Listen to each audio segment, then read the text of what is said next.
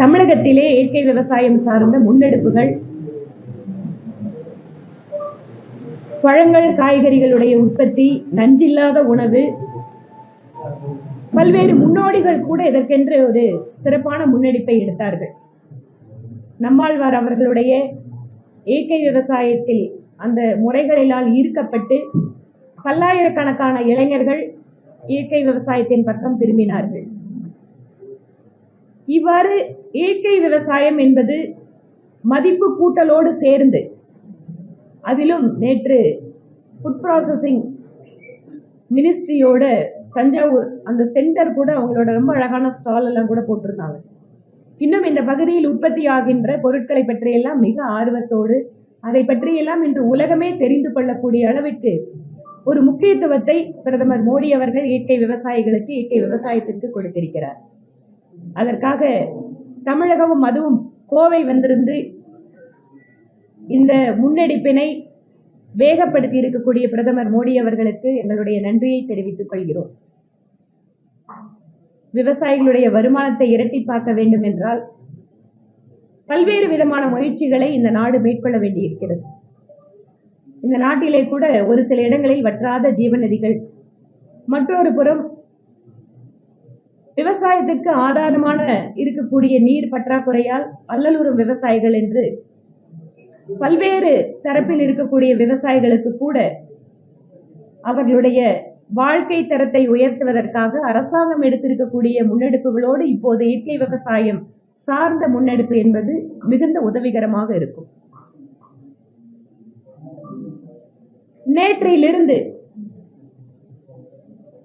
ஆளுகின்ற திராவிட முன்னேற்ற கழகத்தினுடைய அரசும் சரி, அவர்களோடு கூட்டணியில் இருப்பவர்களும் கோவை மற்றும் மதுரை மெட்ரோ ரயில் திட்டங்களுக்கு மத்திய அரசு அனுமதியை நிராகரித்திருக்கிறது, வேண்டுமென்றே தமிழகத்தை மத்திய அரசு வஞ்சிக்கிறது, பிரதமர் மோடி அவர்கள் தமிழர்களுக்கு எதிராக இருக்கிறார் என்கின்ற ஒரு பொய் பிரச்சாரத்தை செய்து கொண்டிருக்கிறார்கள்.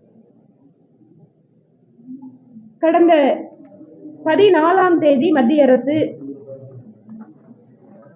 மாநில அரசுக்கு ஒரு அறிக்கையை அனுப்பியிருக்கிறார்கள்.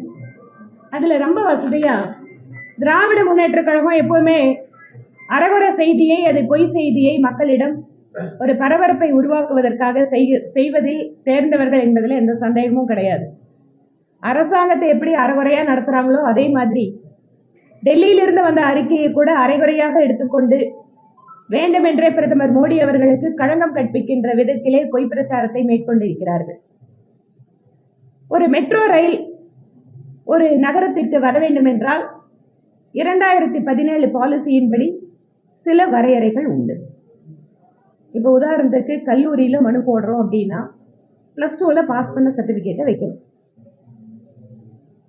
இதெல்லாம் அடிப்படையில் இருக்கக்கூடிய விஷயம். இல்ல ஒரு குறிப்பிட்ட கோர்ஸுக்கு அப்ளை பண்ணணும்னா 60% இருக்கணும் அப்படிங்கிற ஒரு வரையறை இருக்கு அப்படின்னா அந்த 60% மார்க் வாங்கினவங்க, அதுக்கு மேல இருக்கிறவங்க தான் அப்ளை பண்ண முடியும். நான் 55% தான் வாங்கியிருக்கேன், ஆனா அந்த காலேஜ்ல எனக்கு சீட் கொடுக்கணும்னு நான் அப்ளிகேஷன் போடுவேன். அந்த அப்ளிகேஷன் ரிஜெக்ட் ஆயிடுச்சுன்னு சொன்னா, ஐயோ அந்த பிரின்சிபால் பாருங்க எனக்கு எதிராக இருக்காரு, என் குழந்தை படிக்க கூடாதா, நான் படிச்சா தப்பா, அப்படிங்கிற மாதிரி ஒரு பொய் பிரச்சாரம் தான் இப்ப மெட்ரோ விஷயத்துல நடக்குது. 2017 மெட்ரோ பாலிசி மிக தெளிவாக எத்தனை பாப்புலேஷன் இருக்கணும் அப்படிங்கறத குறிப்பிட்டிருக்காங்க. அந்த டிபிஆர் ரெடி பண்ணும் போதே அப்ளிகேஷனை மைண்டோட அப்ளிகேஷன் இல்லாம நான் அப்ளிகேஷன் ஆஃப் மைண்ட்ல டிபிஆர் கொடுத்திருக்காங்க தமிழ்நாடு கவர்மெண்ட். 20 லட்சம் உங்களோட பாப்புலேஷன் அப்படின்னு சொன்னா 2011ஓட சென்சஸ் படி நாங்க எடுத்து போட்டிருக்கோம்னா நீங்க அதுக்கான ஏரியா எத்தனை இருக்கணும், அந்த ஏரியாவில் இந்த மெட்ரோ ரயில் பயன்பாட்டு எவ்வளவு இருக்கணும் அப்படிங்கிற தெளிவான விளக்கத்தை கொடுத்திருக்க வேண்டும். எதுவுமே இல்லாம நீங்க நாங்க பாப்புலேஷன் 2011ல குறிப்பிட்டுருவோம், அதுக்கு பின்னால லோக்கல் பிளானிங் ஏரியாவில் இத்தனை லட்சம் பேர் இருக்காங்கன்னா, இல்ல கோயம்புத்தூரை சுத்தி இருக்கிற ஏரியாவெல்லாம் சேர்த்து நாங்க 1531 ஸ்கொயர் கிலோமீட்டர்ல இதுல பலன் பெறணும், அதனால இந்த ஏரியா இருக்கு, அதனால நாங்க அந்த பாப்புலேஷன் எங்க கணக்குல எடுத்துக்கோங்க அப்படின்னு சொன்னா கூட மெட்ரோ ரயில் வரக்கூடிய ஏரியா அப்படிங்கிறது 257 ஸ்கொயர் கிலோமீட்டர். அப்போ என்னவெல்லாம் வரையறைகள் மத்திய அரசு வைத்திருக்கிறதோ அது தமிழகத்திற்கு மட்டுமல்ல, நாடு முழுவதும் இருக்கக்கூடிய மெட்ரோ ரயில் பாலிசி அப்படிங்கிறது இட்ஸ் அ காமன் பாலிசி. ஸ்டேட்டுக்கு ஸ்டேட் மாறக்கூடிய பாலிசி கிடையாது. அப்படி இருக்கின்ற பொழுது அந்த பாலிசியை கூட ஒழுங்காக படிக்காமல் புரிந்து கொள்ளாமல் நாங்க அப்ளை பண்ணிட்டோம், ஆனா என்ன வேணா நடக்கட்டும், அதை வச்சு எப்படியாவது மோடியை திட்ட முடியுமா அப்படிங்கிற அந்த நோக்கத்திற்காகவே வேண்டுமென்று திட்டமிட்டு இந்த டிபிஆரை, ஒரு ஃபால்ட்டான டிபிஆரை வேண்டுமென்றே அவர்கள் இதை கொடுத்திருக்கிறார்கள். அதே போல ரைடர்ஷிப் ப்ரொஜெக்ஷன், இதுவரைக்கும் இருக்கக்கூடிய சென்னை, நம்மளோட தமிழ்நாட்டில் இருக்கக்கூடிய மெட்ரோவினுடைய பயன்பாடே 4 லட்சம் பேசஞ்சர் பிப்ரவரி 25 கணக்கின்படி. ஆனா கொடுத்திருக்கிற ப்ரொஜெக்ஷன் கோயம்புத்தூருக்கு 6 லட்சம் பேசஞ்சர். அதாவது ஏதோ ஒண்ணு கொடுத்தா போகுது, கேள்வி கேட்டா ஐயோ மோடி நம்மளுக்கு எதிராக இருக்காரு பதில் சொல்லலாம். அதே போல ரோட் டு நேரோ, என்ஜினியரிங் இம்பாசிபிள். 22 மீட்டர் வித் இருக்கக்கூடிய இடங்கள் அடிப்படையா தேவைப்படுது அப்படின்னு சொன்னா 7 to 12 மீட்டர் வைடுல இருக்கக்கூடிய இடங்கள் அப்படின்னு அதுல தெளிவாக 2வது பக்கத்துல, கடைசி பக்கத்தை மட்டும் எடுத்து போட்டுட்டு 2 நாளா ஐயோ ஐயோன்னு அலறி எப்படியாவது பிஜேபி கவர்மெண்ட்டுக்கு கெட்ட பேரை கொடுக்கணும், அது மட்டும் தான் நோக்கம். 2வது பக்கத்துல தெளிவாக மெட்ரோ அலைன்மெண்ட், அதுல உக்கடம் டு கோயம்புத்தூர் ஜங்ஷன்ல Nawab Hakeem road 10 to 12 metre road width தான் இருக்கு. பிக் பஜார் ரோட் ஏற்கனவே நெரிசலான பகுதி, பெரிய கடை வீதி 18 to 22. அதே போல கோயம்புத்தூர் ஜங்ஷன்ல இருந்து நீங்க Ramakrishna mills, old post office road 7 to 10 தான். நஞ்சப்பா ரோட், முக்கியமான கடைகள் எல்லாம் இருக்கிறது நஞ்சப்பா ரோட் 18 to 20, 22 மீட்டர். இந்த மாதிரி ஒரு ஃபால்ட்டான என்ஜினியரிங் இம்பாசிபிள் அந்த இடத்துல ஒரு மெட்ரோ போடணும் அப்படின்னு சொன்னா, நம்ம பெரிய கடை வீதியில இருக்கிறவங்க, நஞ்சப்பா வீதியில கடை வச்சிருக்கிறவங்க எல்லாம் அவங்க கடை இடிச்சுட்டு போற மாதிரி ஒரு பிளானை தமிழ்நாடு கவர்மெண்ட் கொடுத்திருக்காங்க. அப்போ எத்தனை பேரு அவங்களோட வாழ்வாதாரத்தை இழக்க போறாங்க. கோயம்புத்தூர்ல முக்கியமாக இருக்கக்கூடிய பகுதிகள் இருக்கக்கூடிய கடைகள் எல்லாம் இடிச்சு தள்ளுற மாதிரி ஒரு ரிப்போர்ட்டை சென்ட்ரல் கவர்மெண்ட்டுக்கு ஸ்டேட் கவர்மெண்ட் அனுப்புறாங்க. இந்த மாதிரி ஒவ்வொரு முக்கியமான விஷயத்திலையும் ஒழுங்கா ஹோம்வொர்க் பண்ணாம கொடுத்திருக்கக்கூடிய நம்மளோட ரிப்போர்ட்டை நாம எப்படி அந்த பாலிசிக்குள்ள கொண்டு போய் ஃபிட் பண்ணி அவங்கள கன்வின்ஸ் பண்ணி அந்த திட்டத்தை வாங்கிட்டு வரணும் அப்படின்னு நினைக்காம, திட்டமிட்டு எலெக்ஷன் நேரத்துல எகைன் மோடி அவர்களுக்கு எதிராக கருப்பு கொடி காட்டுறதுக்கு ஒரு வாய்ப்பை நாம உருவாக்க முடியுமா அப்படிங்கிறதுக்காகவே உருவாக்கப்பட்ட மக்களை ஏமாற்றுவதற்காக. எந்த மக்களை 10க்கு 10 ஜெயிக்க வச்சீங்கல்ல, கோயம்புத்தூர்காரங்களை சும்மா விட்டுருவோமா, உங்களுக்கு நாங்க மெட்ரோ கொடுத்துருவோமா அப்படிங்கிற பழிவாங்கிற எண்ணத்தோட வேண்டுமென்றே கோயம்புத்தூர் மக்களை வஞ்சிப்பதற்காக இந்த செயல்படுத்த முடியாத ஒரு டிபிஆரை தமிழ்நாடு கவர்மெண்ட் சென்ட்ரல் கவர்மெண்ட்டுக்கு அனுப்பிச்சிருக்கு. இதுல பிஜேபி ஆட்சி செய்கிற மாநிலத்துல மட்டும் நீங்க எப்படி குறைச்சலான மக்கள் தொகை இருக்கக்கூடிய ஏரியாவுக்கு கொடுத்தீங்க அப்படின்னு எக்ஸ்ல போட்டிருக்காரு. எக்ஸ்ல போட்டுட்டு அவர் ஆக்ரா வந்திருக்கு, போபால் வந்திருக்கு, பட்னா வந்திருக்கு அப்படின்னு எழுதி அழகா போட்டாரு.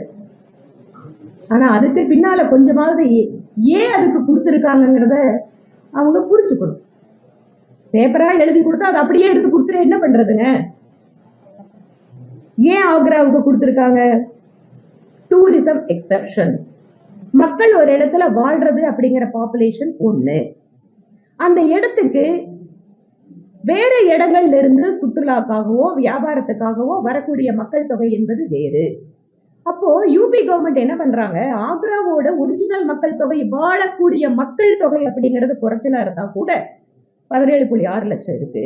ஆனா தாஜ்மஹால் இருக்கிறதால இது உலக அளவில் பிரசித்தி பெற்ற சுற்றுலா தலம். இங்கு ஒவ்வொரு நாளும் இத்தனை ஃபுட் பிரிண்ட் இருக்கு, இத்தனை பேர் எங்களுக்கு டூரிஸ்ட் வராங்க, அதனால எங்களுக்கு இந்த மெட்ரோ வேணும் அப்படிங்கிற திட்டத்தோட அழகா கொண்டு போய் கொடுத்து அதை வாங்கிட்டு வந்திருக்காங்க.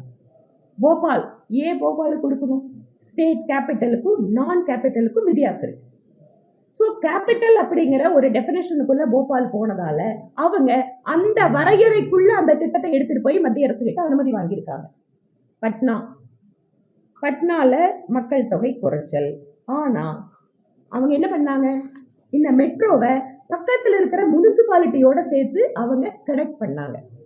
பட்னா சிட்டியோட மக்கள் தொகை 16 லட்சம் இருந்தால் கூட தானாபூர் முனிசிபாலிட்டி அங்க 1,82,000, Khagaul municipality 44,000, Phulwari Sharif municipality 81,000, Danapur cantonment 28,000. எல்லாத்தையும் சேர்த்து பக்கத்தில் இருக்கிற முனிசிபாலிட்டிக்கெல்லாம் இந்த மெட்ரோவோட பயன்பாடு இருக்குன்னு கனெக்ட் பண்ணி அந்த பாப்புலேஷனுக்குள்ள அதை கொண்டு போய் கொடுத்து அந்த மத்திய அரசோட திட்டத்துக்கு அனுமதி வாங்கிட்டு வந்திருக்காங்க.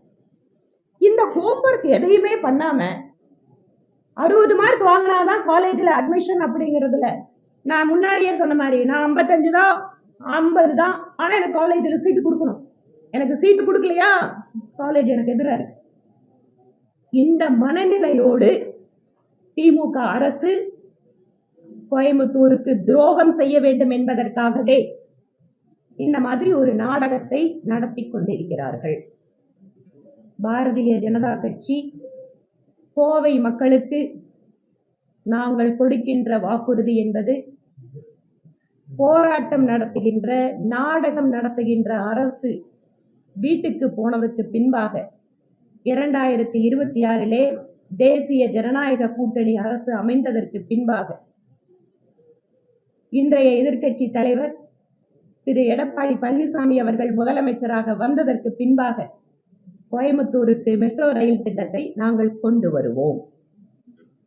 10க்கு 10 கொடுத்த கோவை மக்களுக்கு நாங்கள் மிக சரியான திட்டமிட்டு என்னென்னவெல்லாம் மெட்ரோ ரயில் பாலிசிக்கு ரிக்குவயர்மெண்ட் இருக்கோ, எப்படி அந்த திட்டத்திற்குள்ளாக கோயம்புத்தூருக்கு அந்த திட்ட வரையறைகளுக்கு உட்பட்டு அந்த திட்டத்தை மாற்றி அமைத்து அதை பெற்று வர வேண்டுமோ அதை நிச்சயமாக நாங்கள் செய்வோம் என கோவை மக்களுக்கு நாங்கள் உறுதியளிக்கிறோம்.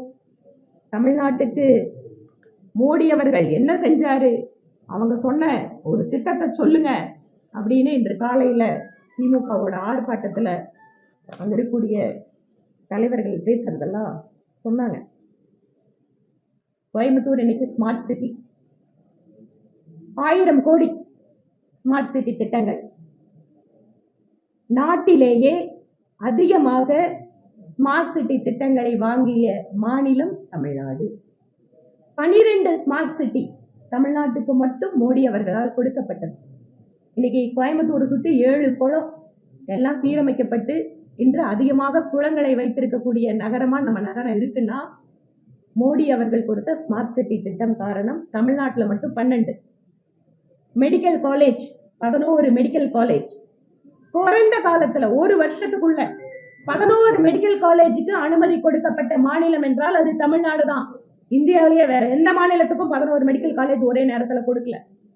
கோயம்புத்தூர்ல டிஃபென்ஸ் காரிடார் கோயம்புத்தூர் இணைக்கப்பட்டது மட்டும் இல்ல, இந்தியாவிலேயே நம்ம பக்கத்துல இருக்கிற கொடிசியாவுக்கு 20 கோடி ரூபாய், ஏன்னா நான் அதுக்கு நேரடி சாட்சி.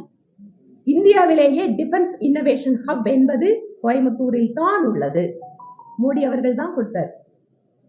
பாம்பன் பிரிட்ஜ் ஓபன் பண்ண வரும்போது பிரதமர் மோடி அவர்கள் 8300 கோடி ரூபாய் அளவிற்கு அன்றைக்கு திட்டங்களை அறிவித்தார். எதுக்காக? நம்மளோட ரோடு, ட்ரெயின் கனெக்டிவிட்டி. ஏன் இன்று கோயம்புத்தூர்ல ஜங்ஷனை தாண்டி இந்த பக்கம் போத்தனூர், இந்த பக்கம் நார்த் கோயம்புத்தூர் ரயில்வே ஸ்டேஷன் இருக்கு. நீங்க எல்லாம் தெரியும். இன்னைக்கு 2 ரயில்வே ஸ்டேஷனும் டெவலப் ஆயிட்டு இருக்கு. இதெல்லாம் தமிழகத்திற்கு மோடி அவர்கள் கொடுத்தது.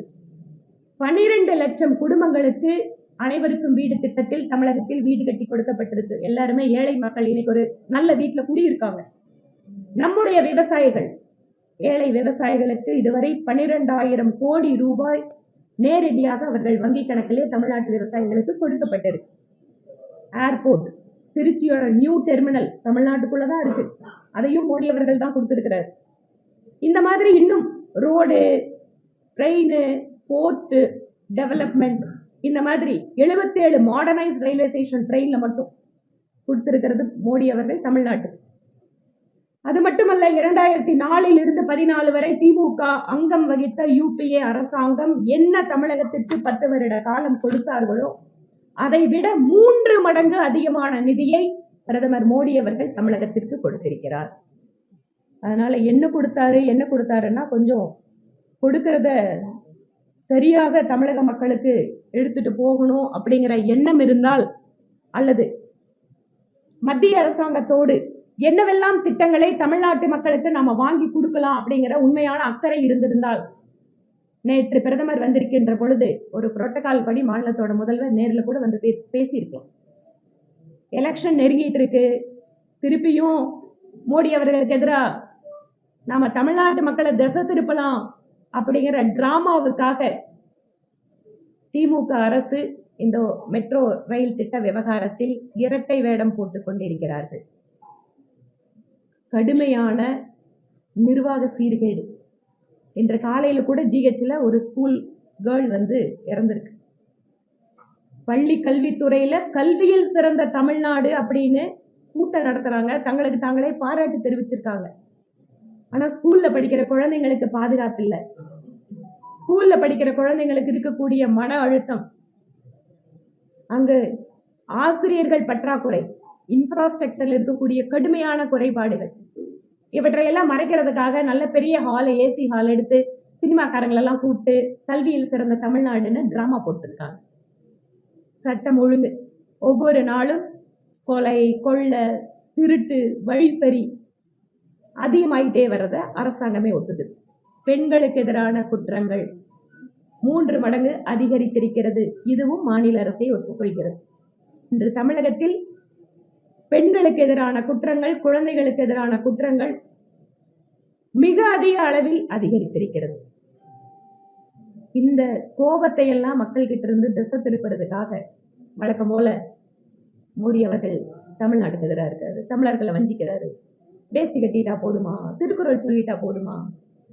முதலமைச்சர் அவர்களே, நாங்களும் கேட்கிறோம், நான் டெல்டாக்காரன் அப்படின்னு சொல்லிட்டு எப்படி டெல்டா மக்கள் விவசாயிகளை ஏமாத்துறீங்களோ, அதே போல கோயம்புத்தூருக்கு நாங்க அதை செய்யறோம் இதை செய்யறோம், 200 கோடி ரூபாய் கொடுத்தேன்னு சொல்றாங்க. 200 கோடி ரூபாய் நானும் 4 வருஷமா அசம்பிளியில பேசிட்டு இருக்கேங்க. நான் எப்ப எந்திரிச்சு கோயம்புத்தூருக்கு ரோடு மோசமா இருக்குன்னு சொன்னாலும் உடனே எந்திரிச்சு 200 கோடிம்பாங்க. அந்த 200 கோடியை 200 தடவை சொல்லிட்டாங்க. நான் உங்ககிட்ட கேட்கிறேன், கோயம்புத்தூர்ல ரோடுங்கள்லாம் உருப்படியா இருக்குங்களா? நைட்டு நேரத்துல 2 வீலர்ல போறவங்க உயிரை கையில பிடிச்சிட்டு போயிட்டு இருக்காங்க. ஒண்ணு தெருவில தெரிய மாட்டேங்குது, இல்லைன்னா குண்டும் குழியுமா இருக்கு ரோடு. இதுதான் இவங்க 200 கோடியை இத்தனை வருஷமா போட்டிருக்கிற ரோடா? இந்த மாதிரி ஒவ்வொரு குற்றச்சாட்டம் சொல்லணும்னா சொல்லிட்டே போலாம். அதனால் நிர்வாக சீர்கேடுகள், மந்திரிகள் மேல இருக்கக்கூடிய ஊழல் குற்றச்சாட்டுகள். அண்ணா திராவிட முன்னேற்ற கழகத்தை பார்த்து நீங்க ரைடு வந்தா டெல்லிக்கு போறாங்கன்னு கேட்கறாங்களே, டாஸ்மாக் ரைடுக்கு அப்புறம் உங்களோட முதலமைச்சர் எதுக்கு இங்க டெல்லிக்கு போனாரு? உங்களோட மினிஸ்டர்ஸ் மேல என்போர்ஸ்மெண்ட் டைரக்டரேட் குற்ற பத்திரிக்கை கொடுக்கறாங்க. உங்களுடைய பதில் என்ன? இதுதான் நீங்க ஊழல் இல்லாம நேர்மையா அரசாங்கத்தை நடத்துற விதமா? உங்களுடைய அத்தனை அமைச்சர்கள் மீது இத்தனை ஊழல் குற்றச்சாட்டு இருக்கு, கோர்ட்டு சொல்லுது, கோர்ட்டு விசாரணை. அதாவது தமிழ்நாட்டிலேயே, இந்தியாவிலேயே வேற எங்கேயும் பார்க்க முடியாதுங்க. ஜெயில இருக்கிற மந்திரியாக வச்சிருக்கிற வரலாற்றுக்கெல்லாம் சொந்தக்கார திமுகவோட அரசு. 12 வருஷ காலம் இன்று உலகத்திலேயே இந்தியாவை தலைநிமிர செய்தவர் பிரதமர் மோடி அவர்கள். வளர்ந்து வரக்கூடிய பொருளாதாரத்துல மிக வேகமாக வளர்ந்து வருகின்ற நாடாக நமக்கென்று ஒரு மிகப்பெரிய குறிக்கோளோடு, ஒரு விஷனோட இந்த இந்திய நாட்டை எடுத்து சென்று கொண்டிருக்கிறார். அதனால் அவரு ஏதோ ஒரு குறிப்பிட்ட மாநிலத்திற்கு எதிராக இருக்கிறோம், இல்ல மக்களுக்கு எதிராக இருக்கிறோம் அப்படிங்கிற பொய் பிரச்சாரம் இனிமேலும் எடுபடாது. 40 எம்பிக்களை தமிழ்நாட்டு மக்கள் கொடுத்தாங்க, ஏதாவது பிரயோஜனம் உண்டா? திராவிட முன்னேற்ற கழகத்தோட கூட்டணி 40 எம்பிக்களை வச்சிருக்கிறீங்களே, ஏன் உங்களால திட்டத்தை கொண்டு வர முடியல? அப்போ உங்களுக்கு 40 எம்பி கொடுத்தது வேஸ்ட் தானே மக்கள் புரிஞ்சுக்க ஆரம்பிச்சிருக்காங்கல்ல. அதனால் எலெக்ஷன் நெருங்குற நேரத்துல 14ஆம் தேதி வந்த சர்க்குலரை வேண்டுமென்றே பிரதமர் வருகின்ற பொழுது வெளியிட்டு, பிரதமர் மோடி அவர்கள் ஏதோ தமிழ்நாட்டு மக்களுக்கு எதிராக இருக்கிறது போல இவர்கள் நடத்தி கொண்டிருக்கக்கூடிய நாடகத்தை இனிமேலும் தமிழகத்து மக்கள் நம்ப மாட்டார்கள். திரும்பவும் சொல்கிறோம், கோவைக்கு மெட்ரோ உறுதியாக நாங்கள் கொண்டு வருவோம். 26 தேசிய ஜனநாயக கூட்டணி அரசு அமைந்ததற்கு பின்பாக கோவையினுடைய மெட்ரோ கனவு என்பது நிறைவேற்றப்படும். அதை ஃபாலோ பண்ணணும். அவங்க அங்க கிட்ட என்ன குறை இருக்கு?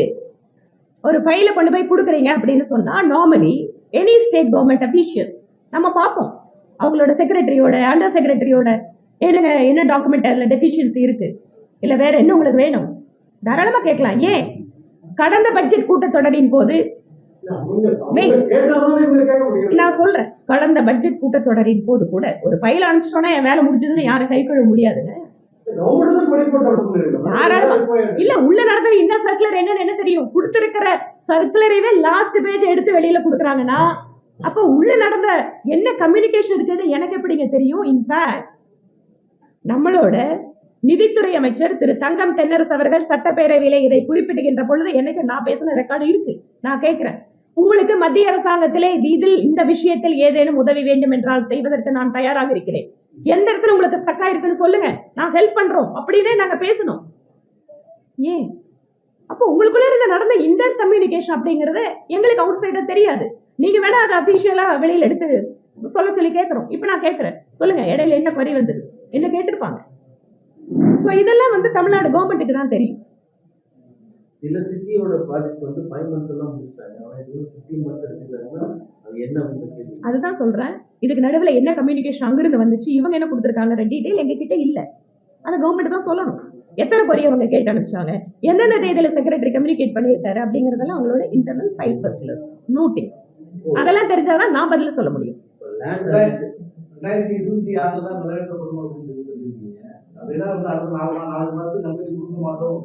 அனுமதி கொடுக்க மாட்டோம் இல்லைங்க. இன்னைக்கு தேதியில அந்த சர்க்குலர் மிக தெளிவா சொல்லுது. உங்களோட பாப்புலேஷனுக்கு உங்களோட பதில் என்ன, ரோடு வித்துக்கு உங்களோட பதில் என்ன, இன்ஜினியரிங் இம்பாசிபிள் டெக்னிக்கலா இந்த பிரச்சனைக்கு உங்களோட சொல்யூஷன் என்ன. அதுல எல்லாம் தமிழ்நாடு கவர்மெண்ட்டுக்கு கவனம் இல்லைங்க. அவங்களை பொறுத்த வரைக்கும் கடைசி பேஜை எடுத்து ஐயோ மோடி அவர்களே நீங்க ஒழிக தமிழ்நாட்டுக்கு எதிராக இருக்கீங்க, இது மட்டும் தான் அவங்களோட நோக்கம். 4 மாசத்துல அவங்க வந்து வாங்கணும்னு சொன்னா இந்நேரம் வந்து இந்த மாதிரி இருக்கிற சிக்கல் ரொம்ப தெளிவா சொல்றாங்க. பாப்புலேஷன் இவ்வளவு இருக்கணும்னு. நீங்க 2011 இவ்வளவுதான் சொல்லிட்டு இந்த ஏரியாவை குறிப்பிடும் போது அவங்க கேட்கறது ரொம்ப சிம்பிள் கொஸ்டின், உங்க மெட்ரோ போறது இந்த ஏரியா, நீங்க எப்படி இங்கிருந்து இன்னொரு 100 கிலோமீட்டர் தள்ளி இருக்கிற பாப்புலேஷன் சேர்த்துக்குவீங்க? It is a question for all. எந்த சிட்டிக்கு மெட்ரோ கேட்டாலும் இதுதான் காமன் கொஸ்டின். அதனால இதை சாட்டிஸ்ஃபை பண்ணணும்.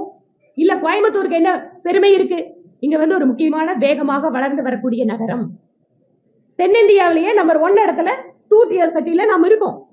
இங்க எவ்வளவு வியாபாரம் நடந்துட்டு இருக்கு சொல்றாங்க. எங்க இருக்கிற பணத்தை எடுத்து வடக்கு இருக்கிற ஸ்டேட்டுக்கு கொடுக்குறாங்க. தமிழ்நாட்டோட மக்கள் உறிஞ்சுறாங்க, பணத்தை வந்து உறிஞ்சி எடுத்து கொடுக்குறாங்க. நான் கேட்கிறேங்க, கோயம்புத்தூர், திருப்பூர், ஈரோடு, கொங்கு மண்டலம் தமிழ்நாட்டுக்கு கவர்மெண்ட் கொடுக்கிற ரெவென்யூ என்ன? இன்னைக்கு இங்க வந்து 200 கோடி ரூபாயை 4 வருஷமா ரோடு போடுற கொடுக்குறீங்களே, நாங்க கொடுக்கிற கோயம்புத்தூர்காரங்க கொடுக்கிற வரி பணத்தை ஒழுங்கா நீங்க திருப்பி கொடுக்குறீங்களா? எங்களுக்கு தமிழ்நாடு கவர்மெண்ட் எங்களோட கோயம்புத்தூர் வரி பணத்துக்கு எங்களுக்கு ஒழுங்கா ரோடு போட்டு கொடுக்குறாங்களா? ரோடு கூட கிடையாதுங்க. கோயம்புத்தூர்காரங்களுக்கு அதிகமா வரி செலுத்துற மாவட்டம் இது. இப்படிதான் பேசுவீங்களா? அப்படி கூட கேட்க வேணாம், சாதாரணமா கேளுங்க, பரவாயில்ல. அதே போல இங்க கன்சிடர் பண்ணாம நீங்க இதை மட்டும் ரெண்டாவது வந்து இங்களோட பாப்புலேஷன் ஓட்டர்ஸே 14 லட்சம் பேர் இருக்காங்க. அது பண்ண வேண்டியது அவங்க. அது ஒருவேளை தவறு தப்பு இருந்தாலும் அதை இன்ட்ரெஸ்ட் பண்ணி சிஸ்டம் அந்த ஸ்கீமை கொண்டுட்டு வரணும்ல, அதை செய்யாம நீங்க திருப்பி மட்டும் காலையில ஆமா இன்னைக்கு காலையில எல்லாம் முக்கியமான ஆளுங்களை பேசினாங்கல்ல, அவங்க கிட்ட போய் கேளுங்க, இதையெல்லாம் ரெக்டிஃபை பண்ணி கொடுக்க சொல்லுங்க. நாங்க உடனே பெர்மிஷன் கொடுக்க சொல்றோம். ஒழுங்கா ஃபார்மை ஃபில்அப் பண்ண சொல்லுங்க. குழந்தைக்கு ஸ்கூலுக்கு அப்ளிகேஷன் கொண்டு போறீங்கல்ல, ஃபார்மை ஒழுங்கா ஃபில்அப் பண்ணுனா பண்ண மாட்டோம். நீ கொடுனா திருப்பியும் சொல்றேங்க. இந்த விஷயத்தெல்லாம் பாலிசி ரிக்வயர்மெண்ட் என்ன இருக்கும், what ever the metro policy requirement, அதை ஃபில்அப் பண்றதுக்கு தமிழ்நாடு கவர்மெண்ட் ரெடியா இருந்தா உடனடியாக அனுமதி கொடுக்கறதுக்கு நாங்க அதுக்கு உதவி பண்றதுக்கு தயாரா இருக்கோம். எஸ்ஐஆர்ல ரொம்ப சிம்பிள் பா, ஹெல்ப் வேணும்னு நாங்க எல்லாம் ஹெல்ப் டெஸ்க் போடுறோம், வாங்க பண்ணி தரோம்.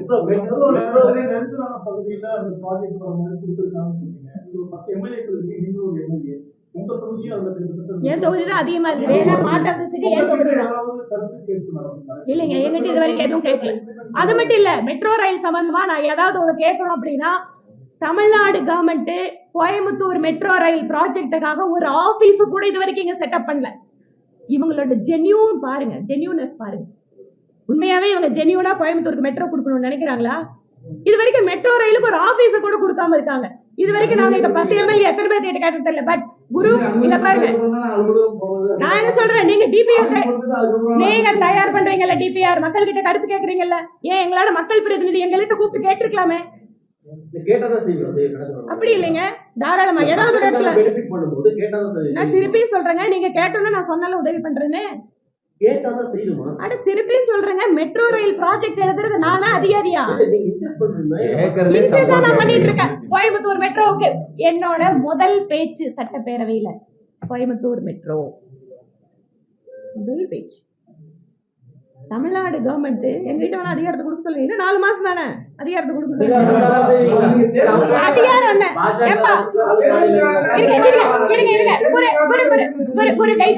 அவரோட கேள்வி ஆளு மாநிலங்கள்ல தான் அந்த பெனிஃபிட்ஸ் ஒரு குற்றச்சாட்டு இருக்கும்போது எங்க ஆட்சி வந்ததுக்கு அப்புறம் செய்வோம்னா ஆட்சி வந்தா தான் செய்வீங்களா அப்படி ஒரு கேள்வி. இப்போ இந்த டிபிஆரை ரெடி பண்ணி ஸ்டேட் கவர்மெண்ட் தான் கொடுக்கணும் இல்லையா? எம்எல்ஏ கொடுக்கலான்னு ஏதாவது சட்டம் இருக்கா? எம்பி கொடுக்கலாம் ஏதாவது சட்டம் இருக்கா? இல்ல இல்ல, ஸ்டேட் கவர்மெண்ட் தானே கொடுக்கணும். அப்ப அவங்க தானே கொடுக்கணும். சொல்லுங்க குரு. தேர்தலுக்காக தான் 15 மாத காலம் தாமதம். அறிக்கை கொடுத்து 15 மாதம் கழிச்சு தான் அந்த கொடியே வந்திருக்கு. அது தேர்தலை மையப்படுத்தி தான் காலதாமதப்படுத்தப்பட்டது. இல்ல, தேர்தலுக்கு அதுக்கும் இதுக்கு என்ன சம்பந்தம்? 2026 அப்புறம் ஒழுங்கான டிபிஆர் தயாரிக்கிறதுக்கான வாய்ப்பு எங்களுக்கு கிடைக்கும்னு சொல்றேன். பிஜேபி கூட்டணி கிடைச்சிருக்கு. இப்ப இந்த மாதிரி சூழ்நிலையில கோவை மீண்டும் தக்க வைக்கணும், அவங்க வரணுங்கிறதுக்காக நிறைய ப்ராஜெக்ட் பண்ணிட்டு இருக்காங்க. லேண்ட் அக்விசிஷன், ஏர்போர்ட் நிறைய பண்ணி கொடுத்துருக்காங்க ஸ்டேட் கவர்மெண்ட். அது போக செம்மொழி பூங்கா, அது நிறைய திட்டங்கள் கோவையை வந்து அது கான்சென்ட்ரேட் பண்ணி பண்ணிட்டு இருக்காங்க. இத்தகைய சூழ்நிலையில நீங்க பண்ண ஒரு குற்றச்சாட்டு அவங்க வந்து மெட்ரோ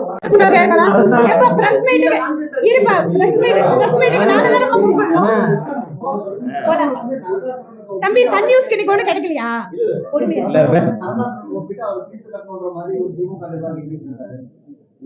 இது பிரதமர் மோடி அவர்களை இழிவாக பேசுவது ஒன்றும் திராவிட முன்னேற்ற கழகத்துக்கு புதிதல்ல. பர்சனல் அட்டாக்கு இந்த மாதிரி ரொம்ப கேவலமா பேசுறதுங்கிறது அவங்களோட வழக்கம். அதாவது டிஎம்கேவோட டிஎன்ஏவே என்னன்னு கேட்டீங்கன்னா ரொம்ப கேவலமா தலைவர்களை, அடுத்த அரசியல் கட்சி தலைவர்களை பேசுறவங்க தான். பிரதமர் மோடி அவர்களை மிக தரைக்குறைவாக, அது வந்து அவருக்கு உயிருக்கு அச்சுறுத்தல் கொடுக்கின்ற விதத்துல மிக அநாகரிகமாக பேசி இருக்கின்ற நபருக்கு எதிராக கிரிமினல் கம்ப்ளைண்ட் கொடுத்துருக்கோம். ஆனா என்னன்னா, நாங்க கம்ப்ளைண்ட் கொடுத்தா அது எஃப்ஐஆர் போய் அடுத்த ஸ்டேஜே போகாது. ஆனா எங்க கட்சிக்கார தம்பிங்க யாராவது Facebookல ஒரு கமெண்ட் போட்டா போதும், வெடிய வந்து தீவிரவாதி மாதிரி பிடிச்சிட்டு போவாங்க. இது தமிழ்நாடு கவர்மெண்டோட ஸ்டைல் ஆஃப் ஃபங்க்ஷன். தேங்க்யூங்க, நன்றி. தம்பி மெட்ரோ வரும்போது உங்களெல்லாம் கருத்து கேட்டுட்டு கட்டாயம் நல்லபடியா பண்ணித்தரோம்.